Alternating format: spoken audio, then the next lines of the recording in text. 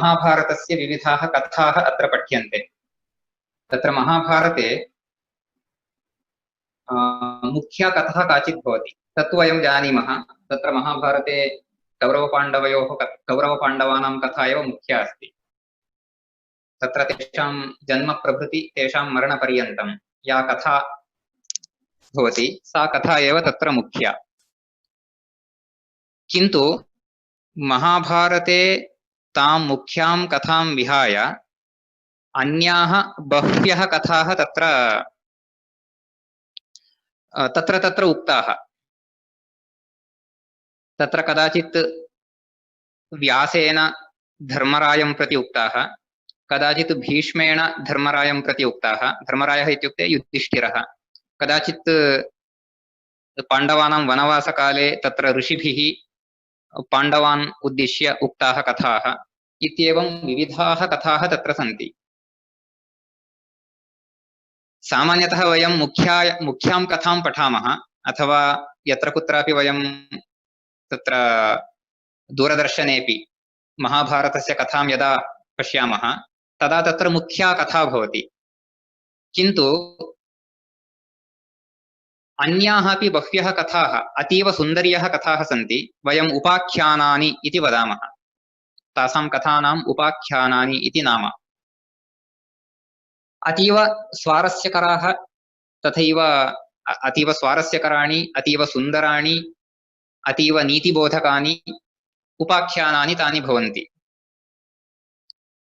तत्र मुख्यरूपेण नलदमयन्ती उपाख्यानं भवति। तथैव इदानीम् अस्माभिः इदानीं यत् पठ्यते सत्यवान् सावित्री इत्येतयोः कथा, तथैव ययातेः कथा अस्ति, दुष्यन्तशकुन्तलयोः कथा अस्ति, तथैव मार्कण्डेयस्य कथा अस्ति।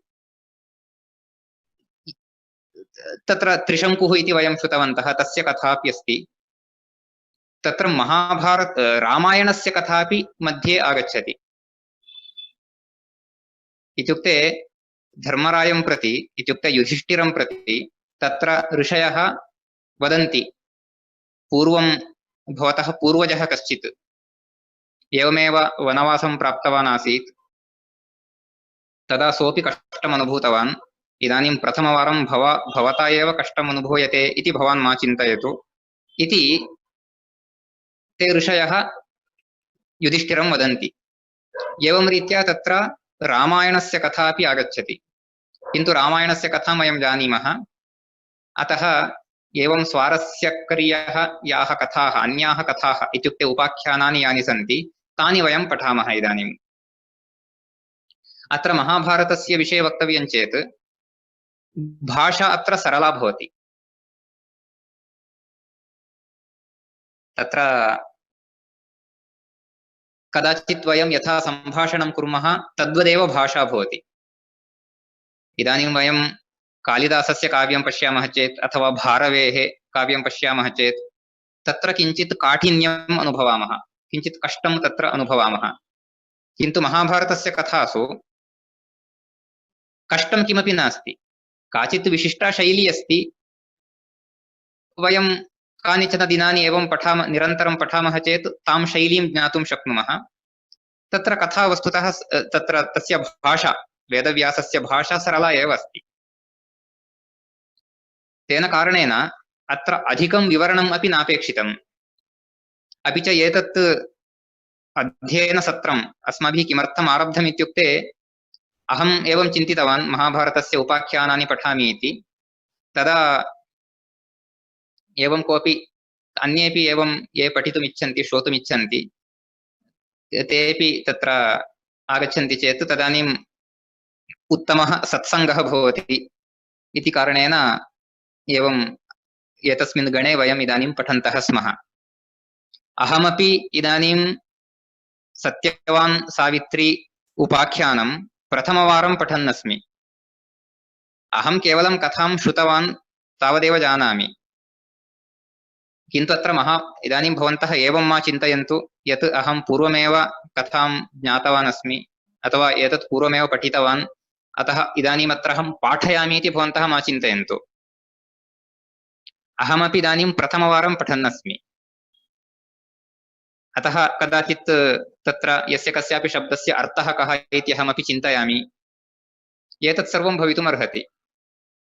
अतः भवन्तः किं विशिष्टां निरीक्षां मा कुर्वन्तु, विशिष्टाम् अपेक्षां मा कुर्वन्तु। अत्र विवरणवेलायामपि अहं तु तेलुगुभाषां सम्यक् न जानामि। मम तु मातृभाषा कन्नडमस्ति इति कारणेन अहं तु संस्कृतेन एव विवरणं करोमि। यत्र कुत्रापि अनिवार्यतया यदि कोऽपि तेलुगुभाषया एतस्य विवरणं ज्ञातुमिच्छति चेत् श्रीवाणी भगिनी साहाय्यं करिष्यति मम। अतः अहं तु केवलं संस्कृतेन वदामि, किन्तु यावत् शक्यते तावत् सरलसंस्कृतेन वदामि। इत्युक्ते यथा अन्य कस्यापि कष्टं न स्यात् तथा अहम् अतीव सरलसंस्कृतेन वक्तुं प्रयत्नं करोमि। अतः मम कृतेपि प्रथमं पठनम् इति आदवेव वदाम्यहम्। अस्तु, साक्षात् वयं तत्र व्यासस्य स्मरणं कृत्वा वयं व्यासस्य प्रार्थनां कृत्वा वयम् आरम्भं कुर्मः। जयति पराशरसूनुः सत्यवती हृदयनन्दनो व्यासः यस्यास्य कमलगलितं वाङ्मयममृतं जगत् पिबति। इदानीम् एतद् उपाख्यानं यदस्ति एतत् वनपर्वणि अस्ति। तत्र महाभारते आदौ आदिपर्व भवति, ततः परं सभापर्व भवति, ततः परम् अरण्यपर्व भवति। इत्युक्ते अरण्यपर्वणि कः विषयः इत्युक्ते पाण्डवानां वनवासः, स एव विषयः। तत्र वनवासे किं किं ते कृतवन्तः इति। तत्र वनवासकाले एवं ऋषयः कथाः उक्तवन्तः, तथा केनचित् ऋषिणा उक्ता एषा कथा। तत्र ऋषिः कः इत्युक्ते मार्कण्डेयः ऋषिः। सः युधिष्ठिरं प्रति वदति। तत्र युधिष्ठिरः सर्वदापि यः कोऽपि ऋषिः पुरतः प्राप्तः चेत् सः तं ऋषिं पृच्छति, मम एषा स्थितिः कीदृशी किमर्थं सञ्जाता। द्यूते अहं सर्वमपि तत्र नष्टवान्, द्यूते सर्वमपि मम नष्टमस्ति, दुर्योधनेन मम सर्वं राज्यम् अपहृतं, सर्वस्वम् अपहृतम्, एतादृशं कष्टं मम किमर्थम् आगतम् इति सः सर्वानपि पृच्छति। तथा इदानीं युधिष्ठिरः मार्कण्डेय ऋषिं पृच्छति। तत्र वयं तत्र प्रथमं श्लोकं पश्यामः। युधिष्ठिर उवाच, नात्मानमनुशोचामि नेमान् भ्रातॄन् महामुने हरणञ्चापि राज्यस्य यथेमां द्रुपदात्मजाम्। सः वदति, न आत्मानम् अनुशोचामि। अनुशोचामि इत्युक्ते दुःखम् अनुभवामि इति। न आत्मानम् अनुशोचामि इत्युक्ते अहं मम कृते दुःखं न अनुभवामि।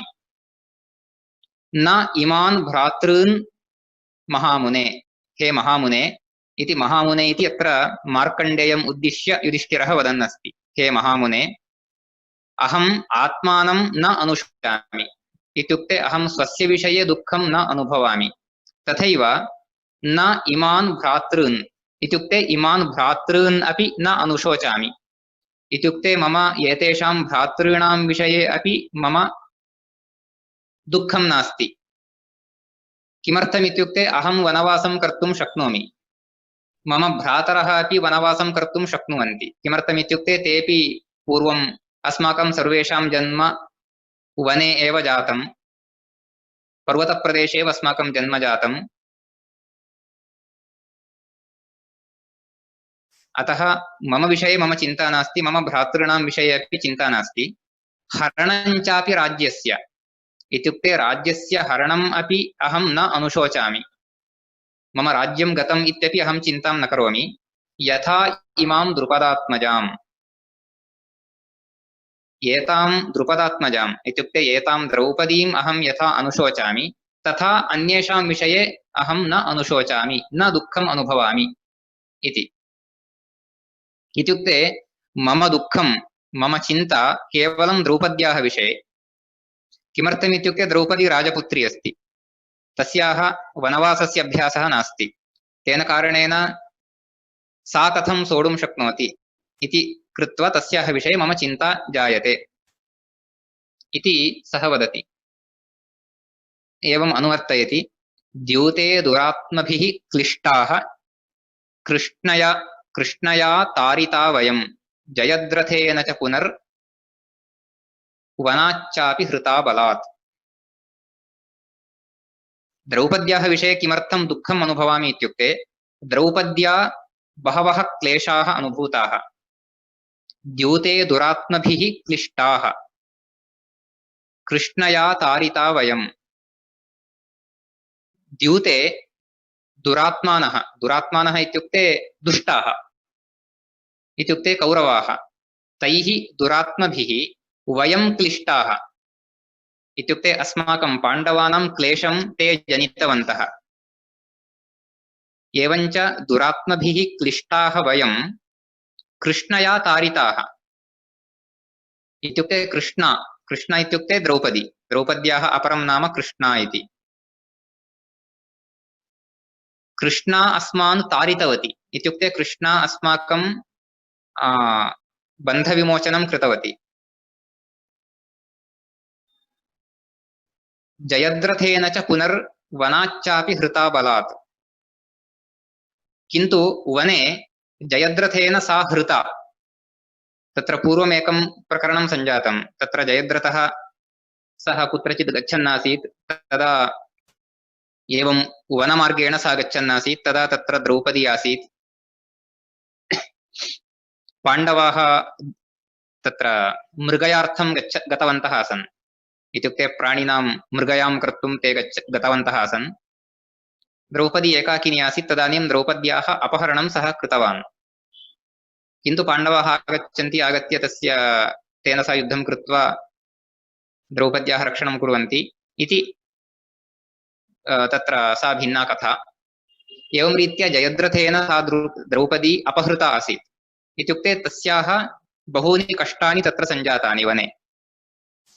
एतत् सर्वं किमर्थं सञ्जातम् इति सा पृच्छति इति युधिष्ठिरः पृच्छति मार्कण्डेय ऋषिम्। अस्ति सीमन्तिनी काचित् दृष्टपूर्वापि वा श्रुता पतिव्रता महाभागा यथेयं द्रुपदात्मजा। सः युधिष्ठिरः एतावत्पर्यन्तं सर्वान् अपि पृच्छन् आसीत्।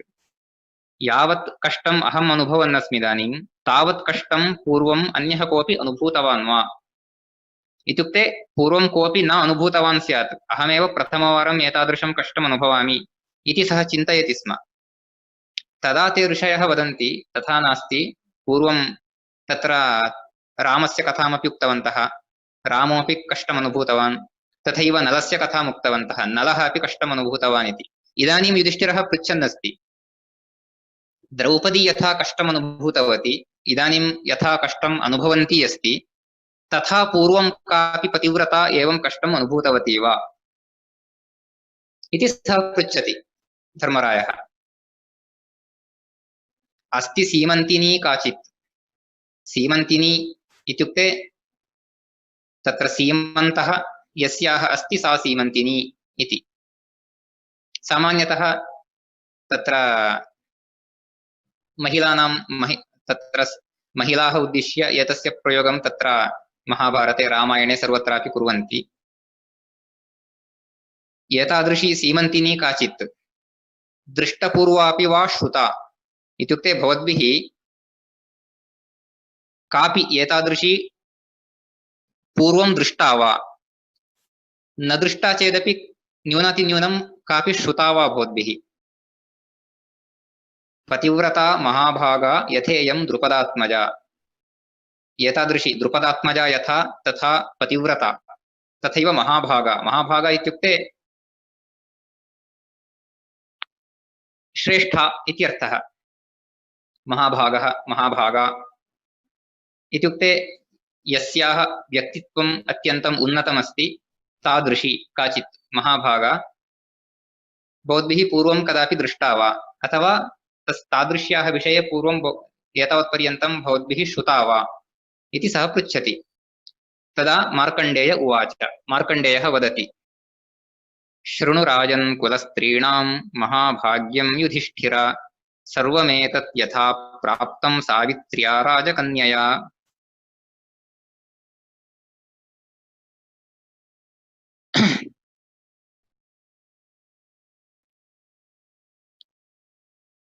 पूर्वं सावित्री इति काचिदासीत्।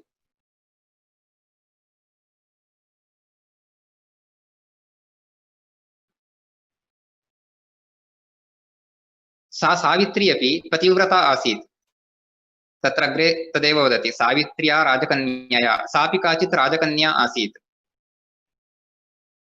तयापि बहु कष्टम् अनुभूतं, किन्तु अन्ततो गत्वा तया कुलस्त्रीणां महाभाग्यं प्राप्तम्।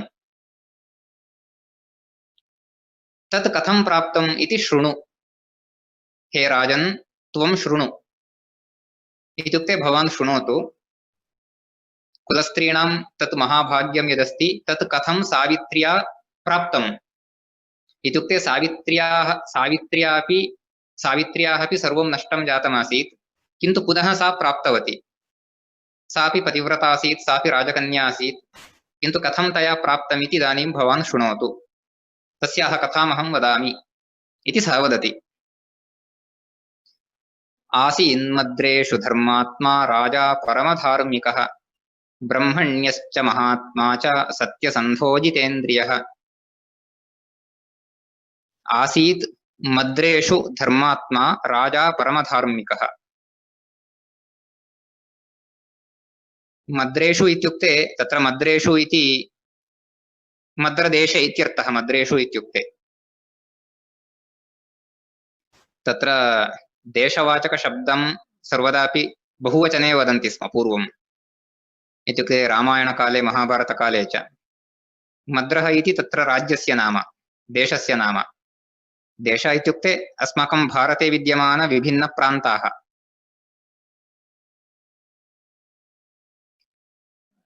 एषः मद्रदेशः कुत्र अस्ति इत्युक्ते इदानीं पाकिस्तानदेशः यः अस्ति तत्र पाकिस्तानदेशे पञ्जाब् प्राविन्स् इति यदस्ति तदेव पूर्वं मद्रदेशः आसीत्।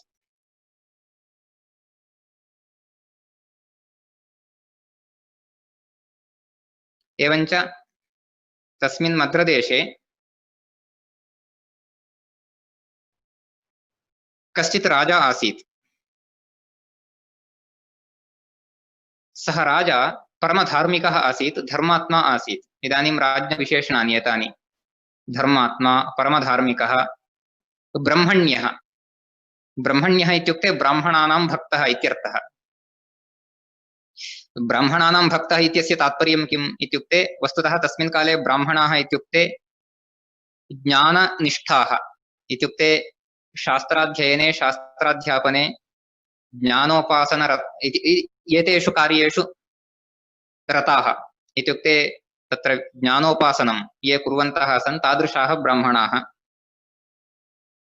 तेषां भक्तः आसीत् सः राजा। तथैव महात्मा अपि आसीत्। तथैव जितेन्द्रियः अपि आसीत्। सत्यसन्धः अपि आसीत्। सत्यसन्धः इत्युक्ते तत्र सर्वदापि सत्यं वदति स्म इति। तत्र सत्या सन्धा यस्य सः सत्यसन्धः इत्येवं तत्र विग्रहवाक्यं भवति। सन्धा इत्युक्ते प्रतिज्ञा इत्यर्थः। इत्युक्ते यस्य प्रतिज्ञा सत्या भवति स्म, इत्युक्ते सः कामपि प्रतिज्ञां करोति चेत् कथञ्चिदपि तस्याः प्रतिज्ञायाः पूर्तिं करोति स्म। तेन कारणेन तस्य प्रतिज्ञा सर्वदापि सत्या एव भवति स्म इति। अतः सत्या सन्धा यस्य सः सत्यसन्धः। तथैव जितेन्द्रियः अपि आसीत्। इन्द्रियजयं प्राप्तवान् आसीत्। ब्रह्मण्यः, ब्राह्मणभक्तः इत्येवं एतादृशैः गुणैः युक्तः आसीत्। तस्य नाम किम् इति इतोपि नोक्तं। पश्यामः अग्रे वदन्ति वा इति। यज्वादानपतिर्दक्षः पौरजानपदप्रियः पार्थिवोऽश्वपतिर्नाम सर्वभूतहिते रतः। इदानीमत्र तस्य नाम किम् इति वदन्ति। अश्वपतिः इति तस्य नाम।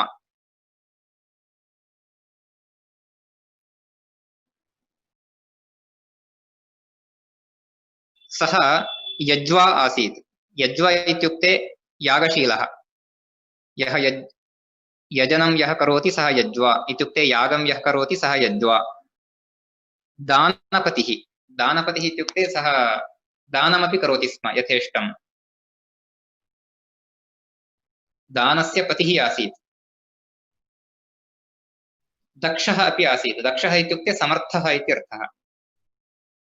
पौरजानपदप्रियः। पौराणामपि प्रियः आसीत्, जानपदानाम् अपि प्रियः आसीत्। इत्युक्ते पौराः अपि तम् इच्छन्ति स्म। पौराः इत्युक्ते नगरे विद्यमानाः, जानपदाः इत्युक्ते ग्रामे विद्यमानाः। एवञ्च नगरे विद्यमानाः अपि तम् इच्छन्ति स्म, ग्रामे विद्यमानाः अपि तम् इच्छन्ति स्म। अपि च पार्थिवः। पार्थिवः इत्युक्ते पृथिव्याः स्वामी इत्युक्ते राजा इत्यर्थः। पार्थिवः अश्वपतिर्नाम सर्वभूतहिते रतः।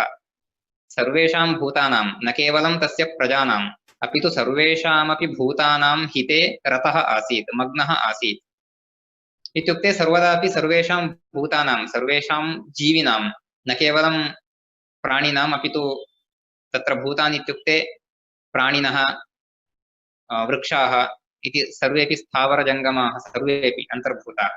तेषां सर्वेषामपि भूतानां हिते सः सर्वदापि मग्नः आसीत्। तादृशः अश्वपतिः इति कश्चित् राजा पार्थिवः आसीत्। पार्थिवः इत्युक्ते राजा इति।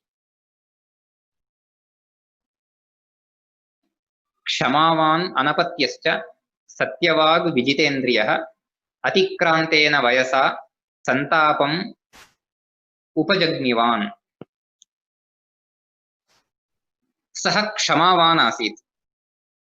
क्षमावान् इत्युक्ते तत्र क्षमा इति शब्दस्य अर्थद्वयमस्ति। एकः अर्थः क्षमा इत्युक्ते सामर्थ्यम् इति, द्वितीयः अर्थः सहनशीलत्वम् इति। अत्र तु क्षमावान् इत्युक्ते सहनशीलः इत्यर्थः। सः सर्वमपि सहते स्म, सहनशीलः आसीत्। अनपत्यः, एषः एकः तस्य दोषः आसीत्, एषा एका तस्य समस्या आसीत्। सः अनपत्यः आसीत् इत्युक्ते तस्य अपत्यानि नासन्, तस्य पुत्राः नासन् अथवा पुत्र्यः नासन्। किन्तु अन्ये तस्य इतोपि अन्ये केचन गुणाः आसन्। सः सत्यवाक् आसीत्। सत्यवाक् इत्युक्ते सत्यमेव सर्वदा वदति स्म इति। सत्यावाक् यस्य सः सत्यवाक्। तथैव क्षमावान् इत्युक्ते क्षमा अस्य अस्ति इति क्षमावान्। अनपत्यः इत्युक्ते यस्य अपत्यं नास्ति सः अनपत्यः इत्येवम्। इदानीं क्षमावान् इति तस्य कश्चन गुणः, सत्यवाक् इति एतदपि तस्य गुणमेव दर्शयति। विजितेन्द्रियः, इन्द्रियजयं प्राप्तवान् आसीत्।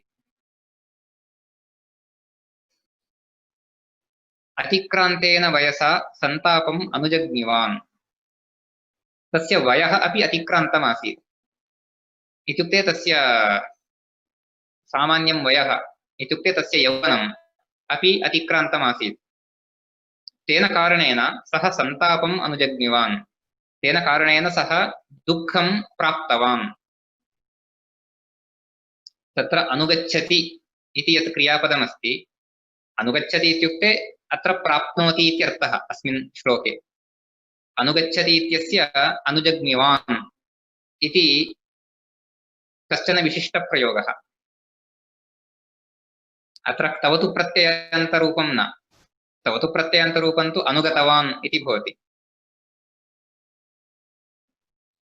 अतः अत्र अनुजग्निवान् इति तत्र अन्यः कश्चन प्रत्ययः, तत्र किं क्वसुन् इति कश्चन प्रत्ययः अस्ति। तस्य प्रत्ययस्य योजनेन तत्र जग्मिवान्, गच्छति इत्यस्य जग्मिवान्, तिष्ठति इत्यस्य तस्थिवान् इत्येतादृशानि रूपाणि भवन्ति। तर्हि अर्थः कः इत्युक्ते अनुगतवान् इत्येव अर्थः। इदानीं तवतु प्रत्ययेन वयं, तवतु प्रत्ययान्तप्रयोगेण वयं यम् अर्थं बोधयामः स एव अर्थः एतस्यापि, किन्तु अत्र प्रत्ययः भिन्नः।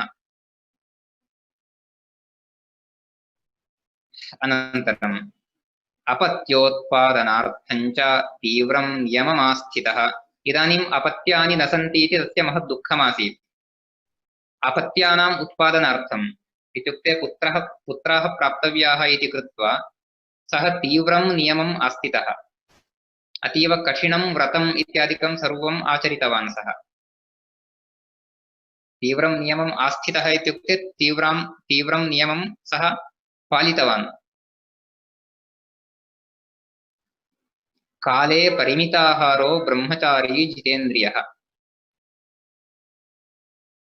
काले परिमिताहारः, काले इत्युक्ते निश्चितकाले इत्युक्ते कदाचित् निर्दिष्टे काले परिमिताहारः, अतीव परिमितम् आहारं सः सेवते स्म।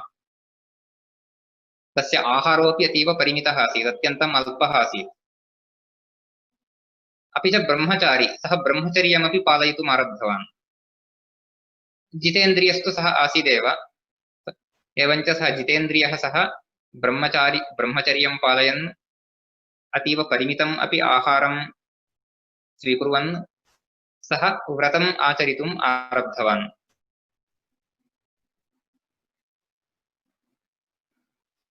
अनन्तरं हुत्वा शतसहस्रं स सावित्र्या राजसत्तमः।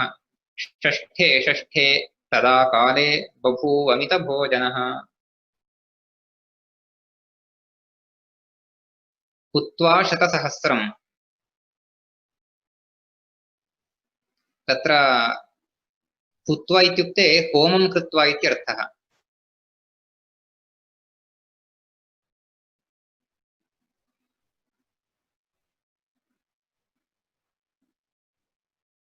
इत्युक्ते तत्र सामान्यतः गृहस्थाः अग्निहोत्रादिकं कुर्वन्ति। तस्मिन् काले तत्र नित्यकर्मसु अग्निहोत्रम् अपि आसीत्। अग्निहोत्रम् इत्युक्ते अग्नौ किमपि आहुतिः दीयते, किन्तु तत्र तु सामान्यतः किञ्चित् निर्दिष्टं भवति, एकवारम् इति वा वारद्वयम् इति वा एवं भवति। तत्र एषः शतसङ्ख्यायां सहस्रसङ्ख्यायां हवनं करोति स्म। इत्युक्ते शतसङ्ख्यायां सहस्रसङ्ख्यायाम् आहुतिं सः ददाति स्म। अत्र शतसहस्रम् इति शब्दस्य 1,00,000 इत्यर्थः तत्र विवरणे दत्तः। तत्र हिन्दी विवरणमपि तत्र अस्ति। तत्र लाख आहुति देकर इति अस्ति। इत्युक्ते तत्र शतसहस्रम् इत्युक्ते 1,00,000 भवति खलु। इत्युक्ते प्रतिदिनम् 1,00,000 गायत्री मन्त्रं, तत्र सावित्र्या इति अस्ति। सावित्र्या इत्युक्ते गायत्री मन्त्रेण इति अर्थः। किमर्थं गायत्री मन्त्रस्य सावित्री इति किमर्थं नाम इत्युक्ते गायत्री मन्त्रः यः अस्ति सः सवितारमुद्दिश्य अस्ति। सविता इत्युक्ते सूर्यः। तर्हि सूर्यस्य इयं सावित्री इत्युक्ते सूर्यसम्बद्धा इत्यर्थः। इदानीम् एषः मन्त्रः अपि सूर्येण सम्बद्धः इति कारणेन एतस्य मन्त्रस्य सावित्री इति नाम। तर्हि गायत्री इति किमर्थं नाम इत्युक्ते तत्र सः मन्त्रः यस्मिन् छन्दसि अस्ति तस्य छन्दसः नाम गायत्री इति। वस्तुतः वेदे गायत्री मन्त्राः सहस्रशः सन्ति। केवलं तत्र प्रसिद्धः यः गायत्री मन्त्रः सः एकः एव न। उदाहरणार्थं तत्र ऋग्वेदे आदौ अग्निमीळे पुरोहितं यज्ञस्य देवं ऋत्विजम् इति यः मन्त्रः अस्ति, इत्युक्ते प्रथममन्त्रः, प्रथमं सूक्तं यदस्ति तत्रापि सर्वे मन्त्राः गायत्री छन्दसि एव सन्ति। अतः गायत्री इति छन्दसः नाम। तस्मिन् छन्दसि विद्यमानेषु मन्त्रेषु प्रमुखः मन्त्रः एषः। इत्युक्ते वयं तत्र सन्ध्यावन्दनवेलायां यस्य मन्त्रस्य उच्चारणं कुर्मः सः मन्त्रः तत्र प्रमुखः इति कारणेन, सः मन्त्रः गायत्री छन्दसि अस्ति इति कारणेन तस्य मन्त्रस्य गायत्री मन्त्रः इति नामागतम्। पुनः सावित्री इति किमर्थं नाम इत्युक्ते सः मन्त्रः सवितुः विषये, इत्युक्ते सवितुः प्रार्थना तत्र क्रियते इति कारणेन सावित्री इत्यपि तस्य नाम।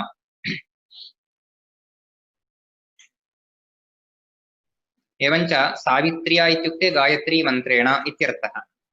इत्युक्ते गायत्री मन्त्रस्य उच्चारणं कुर्वन् सः प्रतिदिनं लक्षसङ्ख्यायाम् आहुतिं ददाति स्म। तथा कृत्वा दिनस्य षष्ठे भागे, दिनस्य षष्ठः भागः इत्युक्ते तत्र दिनस्य अन्तिमे भागे परिमितम् आहारं स्वीकरोति स्म। षष्ठे षष्ठे तदा काले बभूव मितभोजनः। इत्युक्ते पूर्वारभ्य इतोपि सः भोजनम् इतोपि न्यूनं कर्तुम् आरब्धवान्।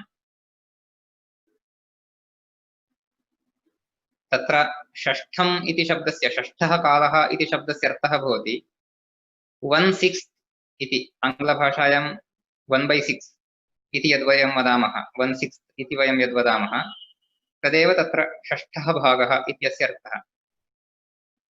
इत्युक्ते यदि दिनस्य 6 भागान् कुर्मः चेत् तत्र अन्तिमे भागे इत्यपि अर्थः भवितुमर्हति।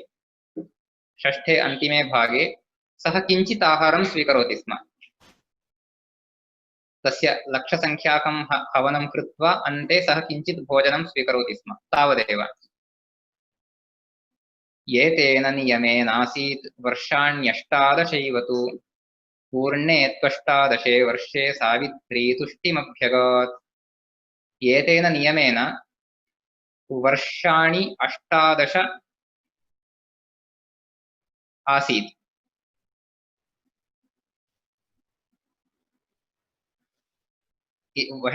18 वर्षाणि एतेन नियमेन सः आसीत् इति। इत्युक्ते एतं नियमम् अनुसरन् सः 18 वर्षाणि यापितवान्। 18 वर्षाणि एतं नियमं सः पालितवान्। एतेन नियमेन 18 वर्षाणि सः आसीत् इति इत्यस्य तद् तात्पर्यम्। पूर्णे त्वष्टादशे वर्षे सावित्री तुष्टिमभ्यगात्। यदा 18 वर्षाणि पूर्णानि अथवा 18 वर्षं यदा पूर्णम्, 18 वर्षम् इत्युक्ते 18th इयर् इति। यदा 18th इयर् पूर्णं जातं तदानीं सावित्री तुष्टिमभ्यगात्। सावित्री इत्युक्ते सावित्री देवता। सा तुष्टिमभ्यगात्, सा सन्तोषं प्राप्तवती। इत्युक्ते सावित्री इत्युक्ते अत्र गायत्री देवी, सा सन्तोषं प्राप्तवती। एतेन नियमेनासीत् वर्षाण्यष्टादशैव तु पूर्णे त्वष्टादशे वर्षे सावित्री तुष्टिमभ्यगात्। अत्र एतावत्पर्यन्तं कोऽपि किं सन्देहः अथवा किमपि प्रष्टव्यमस्ति चेत् पृच्छन्तु, नो चेत् अग्रे गन्तुं शक्नुमः। केऽपि किमपि वक्तुम् इच्छन्ति चेत् प्रष्टुमपि शक्नुवन्ति, वक्तुमपि शक्नुवन्ति। अन्म्यूट् कृत्वा भवन्तः वक्तुम् अथवा प्रष्टुं शक्नुवन्ति।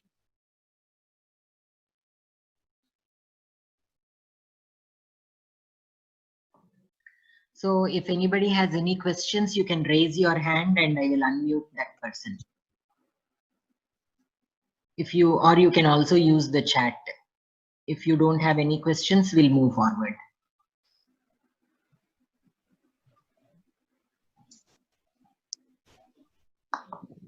Okay, Srinivas garu, you have a question. अस्तु,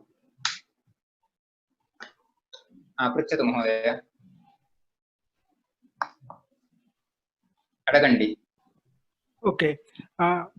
In the previous verse, Savitri is sun god, but in this verse again it is saying Savitri Devi. So there's a little confusion there.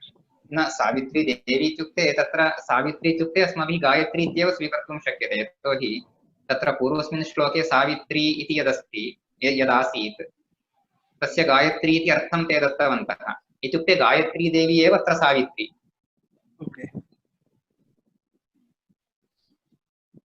All right. Yeah. Thank you. तत्र एकैव तत्र वस्तुतः। Ante sun god ki Gayatri Devi ki, is there any difference, is his question. तथा तु तत्र Because in the previous shloka, it is the word Savitri is referred to as the sun god. And the shloka got the Gayatri name because of the Chandas. But here we are saying Gayatri Devi. So his question is, are there two different meanings for the same word, or should we consider both as the same? तत्र वस्तुतः गायत्री सावित्री सरस्वती इति एवं देवी त्रयम् इति एवं स्वीकुर्वन्ति। तत्र देवतानां तत्र कल्पना या अस्ति तद्विषये अहम् अधिकं न जानामि। इत्युक्ते I don't know whether there is something special, I mean, for the Gayatri. Actually there are 3 goddesses. Okay. सामान्यतः तत्र पुराणेष्वपि अथवा तत्र वेदेष्वपि गायत्री सावित्री सरस्वती इति एवं तिसृणां देवतानां विषये तत्र वदन्ति। Okay. किन्तु तत्र भेदः कः इति अहमपि वस्तुतः न जानामि। Okay. So Srinivas garu. किन्तु तत्र पूर्वस्मिन् श्लोके सावित्र्या शतसहस्रं हुत्वा इति यदा तत्र उच्यते तदानीं तत्र सावित्र्या इत्यस्य गायत्री मन्त्रेण इत्यर्थः दत्तः। इत्युक्ते तत्र सावित्री इति शब्दः गायत्री मन्त्रः इत्यस्मिन् अर्थे प्रयुक्तः इति तेन ज्ञायते। अत्र सावित्री इति एषः वदन् अस्ति सावित्री तुष्टिमभ्यगादिति। इत्युक्ते तुष्टिमभ्यगादित्युक्ते सन्तोषं प्राप्तवती इत्यर्थः।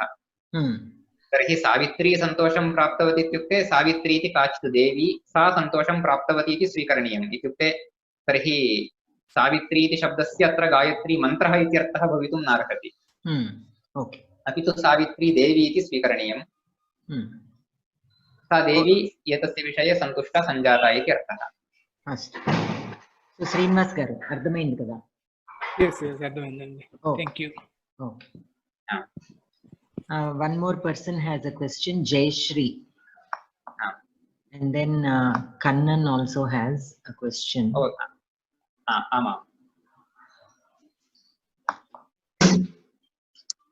पृच्छन्तु। आम् I'm trying to unmute them. Okay. Kannan, you can ask. I just want to know the meaning of the word apatyam. That's number 1. Apatyam is offspring. Offspring. Okay. इत्युक्ते तत्र पुत्रः अपि भवितुम् अर्हति पुत्री अपि भवितुम् अर्हति। द्वयोः कृते एकं common word for both son and daughter is apatyam. Okay. And the same shloka I have that santapam upajagnivan. Upajagnivan. Upajagnivan. Yes. What is the root of that word? ओ शब्दरूपाणि कानि इति वा? उपजग्निवान्। अस्तु। अहम् एवं चिन्तयन् आसम् यावत्पर्यन्तं कोऽपि न पृच्छति तावत्पर्यन्तं न वदामि। किमर्थम् इत्युक्ते तत्र कदाचित् एतत् किञ्चित् विशिष्टमस्ति अतः एतत् सर्वं किमर्थम् इति जनाः चिन्तयेयुः अतः अहं नोक्तवान्। तत्र एतत् वस्तुतः सकारान्तशब्दः अस्ति। उपजग्निवस् इति शब्दः अत्र। उपजग्निवस्। आम्। एतस्य रूपाणि कथं भवन्ति इत्युक्ते विद्वान् विद्वस् इति शब्दः अस्ति खलु। विद्वस्। आम्। इत्युक्ते तत्र विद्वान् विद्वांसौ विद्वांसः इत्येवं रूपाणि भवन्ति किन्तु तत्र प्रातिपदिकमस्ति विद्वस् इति। तथैव अत्रापि उपजग्निवस् इति प्रातिपदिकम्। रूपाणि भवन्ति उपजग्निवान् उपजग्निवांसौ उपजग्निवांसः इति। वस्तुतः एतत् उपजग्निवान् इति शब्दं पश्यामः चेत् तवतु प्रत्ययान्तशब्दः इव भाति। इत्युक्ते तत्र वान् इति अथवा कदाचित् मतु प्रत्ययान्तशब्दः। बुद्धिमान् इत्यस्य बुद्धिमान् बुद्धिमन्तौ बुद्धिमन्तः अथवा तवतु प्रत्ययान्तं गतवान् गतवन्तौ गतवन्तः तथा स्यादिति भाति। किन्तु अत्र वस्तुतः उपजग्निवान् उपजग्निवांसौ उपजग्निवांसः। एकवारम् एतस्य सर्वाणि रूपाणि वदामि कथञ्चित् रेकार्ड् अपि भवति खलु। अतः सर्वाणि रूपाणि एकवारं वदामि। उपजग्मिवान्, उपजग्मिवांसौ, उपजग्मिवांसः, उपजग्मिवांसम्, उपजग्मिवांसौ, उपजग्मुषः, उपजग्मुषः, उपजग्मुषः, उपजग्मुषा, उपजग्मिवद्भ्याम्, उपजग्मिवद्भिः,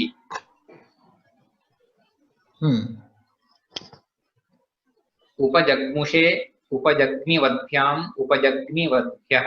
तत्र उपजग्मिवद्भ्याम् इत्यत्र उपजग्मिवद्भ्याम् इति एवम्।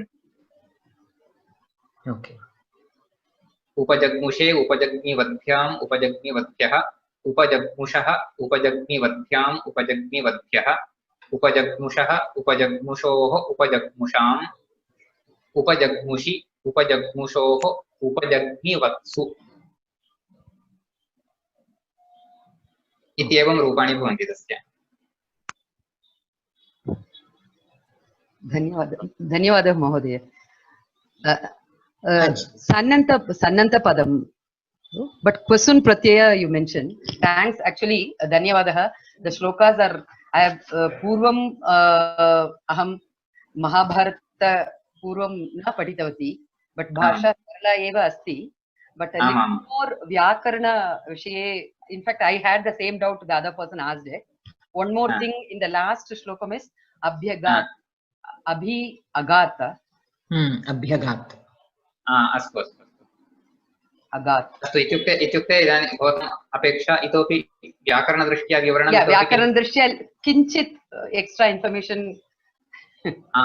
चिन्ता नास्ति, अहं तु सर्वदा सिद्धः एव।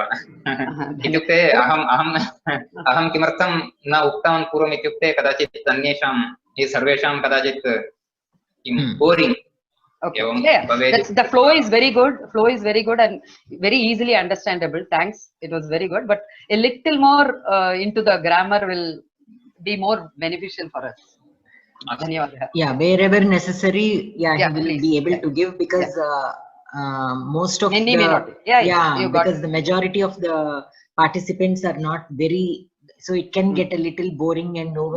Thank you. तत्र अभ्यगादित्यस्य आदौ वदामि। तत्र अभ्यगादिति अभिगच्छति इति, तत्र लट्लकारे तस्य क्रियापदस्य रूपं भवति अभिगच्छति इति। अभि इति उपसर्गः, गच्छति इति क्रियापदं। तस्य लुङ्लकाररूपमेतत्। सत्यम्। अभ्यगात्, अभ्यगाताम्, अभ्यगुः इति रूपाणि भवन्ति। तत्र गच्छति इत्यस्य लुङ्लकाररूपाणि भवन्तः पश्यन्तु। तत्र अभि इति उपसर्गः योजनीयः तावदेव। तत्र यथा अगात्, अगातामगुः, अगाः, अगातम्, अगात, अगाम, अगाव, अगाम इति तत्र केवलं गच्छति इत्यस्य अभि इति योजनीयं तावदेव। That upajigmevan, even in that, is it a sannanta pada or? No, it's not sannanta. Okay. No, it's not sannanta. Jigmishihu, okay. Its meaning is no way different from the tavatu pratyaya. Okay. We have tavatu you mentioned, it sounds like the tavatu, but it is not. Okay. Yes, it is not a tavatu pratyaya, but meaning is the same. Okay. Thanks. There is no difference in the meaning. Anugatavan. Okay. धन्यवादः। पुष्टिमभ्यगात् तत्र अन्यस्य यस्य कस्यापि शब्दस्य, इदानीं एतेषु दशसु श्लोकेषु अन्यस्य यस्य कस्यापि शब्दस्य अर्थः अपेक्षितः चेत् कृपया वदन्तु, तदपि अहं वदामि। धन्यवादः। कोऽपि नास्ति। यदि अन्यस्य कस्यापि एवं प्रश्नः अस्ति चेदपि। No more questions. Nobody has raised their hand. You can continue. अस्तु। एवं सावित्री इदानीं सन्तुष्टा जाता एतस्य व्रतेन। रूपिणी तु तदा राजन् दर्शयामास तं नृपम् अग्निहोत्रात् समुत्थाय हर्षेण महतान्विता। सा रूपिणी आसीत्। रूपिणी इत्युक्ते अत्र यस्याः रूपम् अस्ति सा रूपिणी इति। वस्तुतः देवानां किमपि एतादृशं रूपम् इति सर्वदा भवेदिति नास्ति। इदानीं रूपं प्राप्य एतस्य पुरतः इत्युक्ते अश्वपतेः पुरतः सा प्रत्यक्षा जाता। ईश्वरः यदा प्रत्यक्षः भवति तदानीं किमपि एकं रूपं धृत्वा प्रत्यक्षः भवति खलु। अतः रूपिणी इत्युक्ते रूपं प्राप्तवती इत्युक्ते किमपि एकं रूपं प्राप्तवती सा सावित्री। तं नृपं दर्शयामास। किं दर्शयामास इत्युक्ते आत्मानं दर्शयामास इत्युक्ते स्वस्य स्वरूपं सा तस्मै दर्शितवती इत्युक्ते तस्य पुरतः प्रत्यक्षा जाता इति तात्पर्यम् एतस्य। कुतः सा आगतवती, कुतः सा प्रत्यक्षा जाता इत्युक्ते अग्निहोत्रात् समुत्थाय। तत्र अग्निहोत्रम् इति शब्दस्य वस्तुतः अग्निहोत्रक्रिया इत्यर्थः वस्तुतः, किन्तु अत्र अग्निहोत्रम् इति शब्दस्य अग्निहोत्रस्य अग्निः इत्यर्थः, तस्मिन् अर्थे प्रयोगः अत्र कृतः। एवञ्च अग्निहोत्रात् समुत्थाय, अग्निहोत्रात् उत्थाय इति। हर्षेण महता अन्विता, महता हर्षेण अन्विता इत्युक्ते महता हर्षेण युक्ता इत्युक्ते अत्यन्त हर्षेण युक्ता सा अग्निहोत्रात् उत्थाय स्वीयं रूपं तस्मै नृपाय दर्शयामास अथवा तं नृपं दर्शयामास। दर्शयामास इत्यत्र लिट्लकारः, दर्शयति इत्यस्य लिट्लकारः। दर्शयामास, दर्शयामासतुः, दर्शयामासुः इत्येवं रूपाणि। उवाच चैनं वरदा वचनं पार्थिवं तदा। एवं प्रत्यक्षा भूत्वा सा वरदा, वरदा इत्युक्ते या वरं ददाति सा वरदा, यः वरं ददाति सः वरदः, एषा वरं ददाति इति कारणेन एषा वरदा, वरदा सा तं पार्थिवम् इदं वचनम् उवाच च इत्युक्ते एतद् वचनमपि सा उक्तवती। उवाच इति वक्ति इति यत् क्रियापदमस्ति तस्य लिट्लकारे उवाच इति रूपम्, उवाच ऊचतुः ऊचुः इति एवम्। एवञ्च तं पार्थिवं सा इदं वाक्यम् उक्तवती। किं वाक्यमिति अग्रे भवति। सातमश्वपतिं राजन् सावित्री नियमे स्थितम्। अत्र आवरणे दत्तवन्तः इत्युक्ते कदाचित् प्रक्षिप्तं स्यात्। प्रक्षिप्तम् इत्युक्ते अन्येन केनापि योजितं, तादृशानि कानिचन वाक्यानि अत्र भवन्ति मध्ये मध्ये।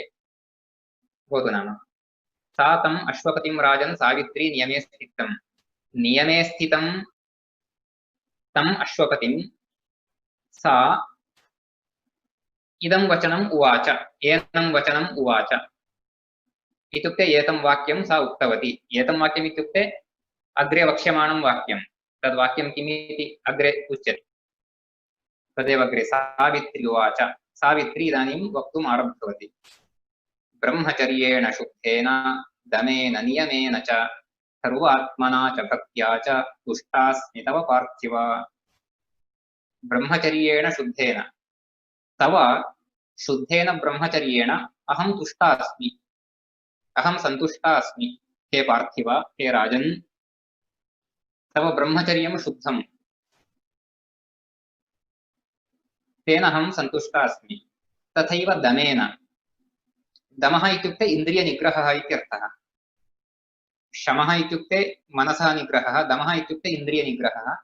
एवञ्च भवतः इन्द्रियनिग्रहेण तथैव नियमेन, नियमः इत्युक्ते अत्र व्रतं, तेन यत् व्रतं पालितं, तेन यत् व्रतम् आचरितं तद् व्रतमेवत्र नियमः इति।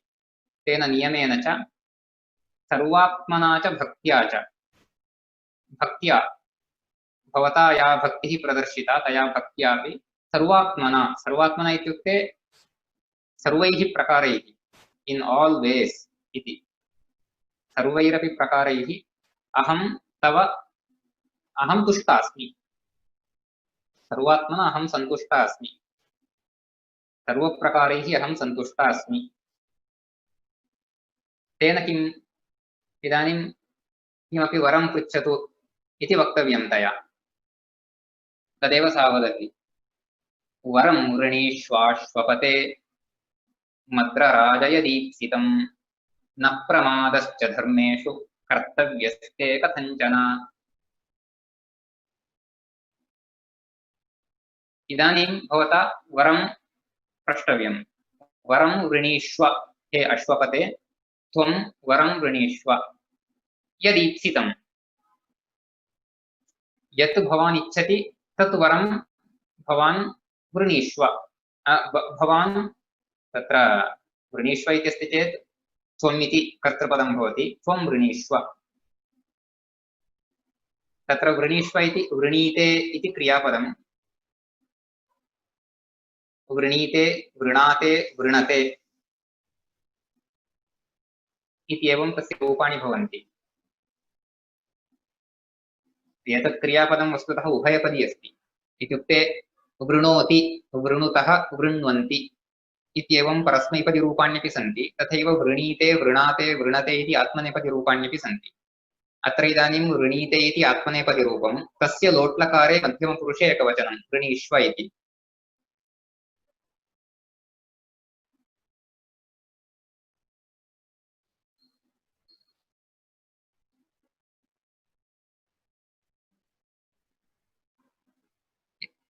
एवञ्च वरं वृणीष्व, वरं पृच्छतु इति। कीदृशं? यदीप्सितम्।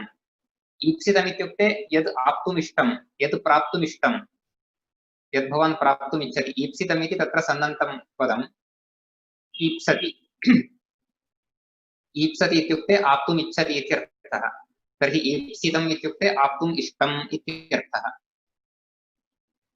तादृशं वरं वृणीष्व। न प्रमादश्च धर्मेषु कर्तव्यस्ते कथञ्चन। भवता कदापि धर्मविषये प्रमादः न कर्तव्यः।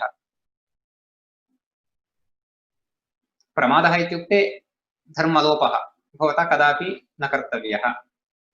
कथञ्चन इत्युक्ते केनापि प्रकारेण भवता धर्मविषये लोपः न करणीयः। न प्रमादश्च धर्मेषु कर्तव्यस्ते कथञ्चन इत्युक्ते यत्किमपि इदानीं पूर्वस्मिन् वाक्ये तया किमुक्तं? यत् ईप्सितं, यत् भवता इष्टं तादृशं वरं पृच्छतु इति। किन्तु यदा तादृशं वरं पृच्छति तदानीं तत् धर्मसम्मतमपि भवेत्। अतः यत्किमपि धर्मसम्मतं वरं भवान् इच्छति चेत् अवश्यं पृच्छतु इति सा वदति। अग्रे अश्वपतिः किं वरं पृच्छति इत्येतद् अग्रे भविष्यति। एतावत्पर्यन्तं वयम् अद्य पठामः।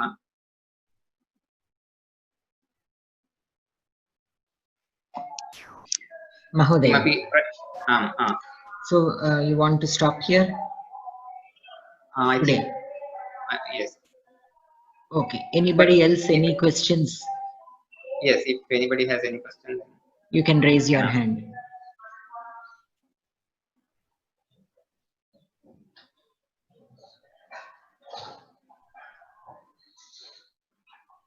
No questions.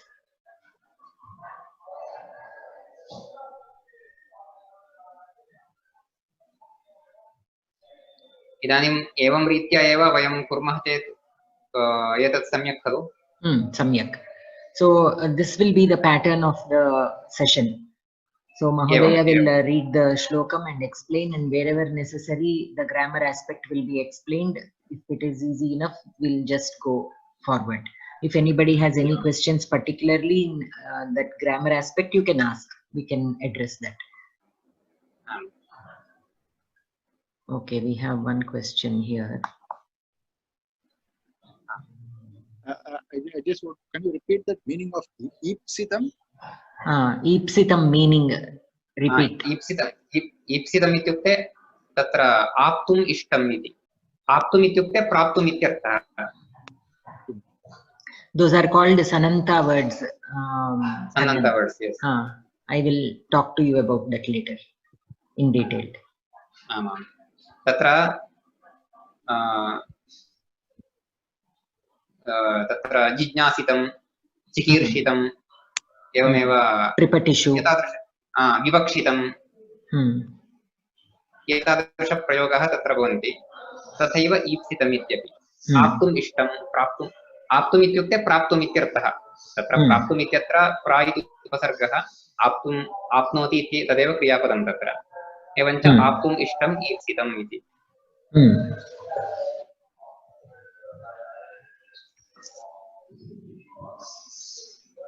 अन्यः कोऽपि प्रश्नः अस्ति इति मन्ये तत्र someone else has raised सौम्या चिन्ता नास्ति मम समयः अस्ति अतः सौम्या you have a question. Namaste sir. Namaste sir. Namaste. Actually, is it I'm a beginner, so is it really possible to go a little bit slower and maybe explain the meaning of few words in English rather than in Sanskrit, you know, because it is little Soumya, the I idea don't know of if it this is right to ask. No, Soumya, the idea of this class is to listen to Sanskritam because we rarely find somebody who can so understanding but if it of is not if it's like getting too tough, you know, to follow. Okay, in the beginning if there are some words, you know, which need more explanation, I will tell the meaning in English also. That means in the beginning, in 4 or 5 classes, I can do it, but only when it is necessary. Yes, only for very tough. I will try to use simpler language. You know, simpler than what I used today. Yes, no problem. This is actually fine, and like we already said, little understanding of Sanskritam is necessary, and we are trying to pull people who are you know, almost there to a good level of Sanskritam. So by going back again to English, we will fail doing that. So I really don't encourage that. Only where it is really necessary, there you can explain it in English, yes. Mahodaya. Otherwise, stick to Sanskritam only. Because it is becoming very difficult for many to get to that level, because there is not enough that Shravana Samskaram. So that is what everybody, I think most of the people are here because to improve their Shravana Samskaram. So let us not compromise on that. And Soumya, if you need help, we can always help you individually to understand. But let us not lower the standard. And where it is really necessary, Ganamurthy Mahodaya will explain it in English, where it is really tough for most of the people. Yes, sure. Yes, as Shivani Bhagini said, Shravana Samskara is very important here. The very purpose of this session is, you know, reading together in this group.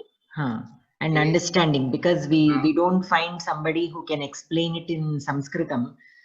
Because just understanding the shloka, somehow we can do it with some pratipadartha, some dictionary or something, but the whole thing, listening to the whole explanation in Sanskritam, is something we cannot find anywhere. That is immensely very helpful. So I don't want to compromise on that.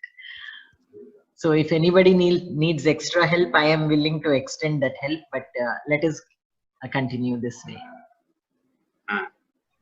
Okay, if anybody has any other questions, you can raise your hand. Otherwise, we'll close for today. Ganamurthy Mahodaya will close. Yes. Okay, Mahodaya. तर्हि शान्तिमन्त्रम् उक्त्वा समापयामः. सर्वे भवन्तु सुखिनः, सर्वे सन्तु निरामयाः, सर्वे भद्राणि पश्यन्तु, मा कश्चित् दुःखभाग् भवेत्. ॐ शान्तिः शान्तिः शान्तिः. धन्यवादः. शुभरात्रिः सर्वेभ्यः. शुभरात्रि. अग्रिम बुधवासरे पुनः मिलामः. धन्यवादः महोदय. And the rest of you, if you have any questions, concerns, please feel free to convey in the WhatsApp group. You know, whatever is possible we'll do, but let us, you know, follow some guidelines also. Thank you so much for attending. The participation is really amazing. We have like around 45 or 46, I think, total participants, which is very good. And for some of you, very good number. Very good number. 32 participants actually. And for some of you, I know, because I know most of you, you are at a very beginning level. So initially it will be difficult, but I'm sure that is how one will learn a language. Just remember that and try to, continue the lessons. Don't drop off just because it is too difficult for you right now. Initially it will be difficult, but only if you continue, it will start, you will start seeing the difference. So I encourage you to continue, and slowly you will definitely understand, and that is how you will improve your Sanskritam. By reading the books by ourselves will not take us very far. We have to have this Shravana Samskaram on a regular basis, and that is the only way we can follow. And since we have the recording, you can all listen to the recording before the next class a few more times, so that you will get familiar with the language. Thank you very much. Any concerns, please feel free to message me. Thank you, Mahodaya. Shubharatri. Dhanyawad. Shubharatri.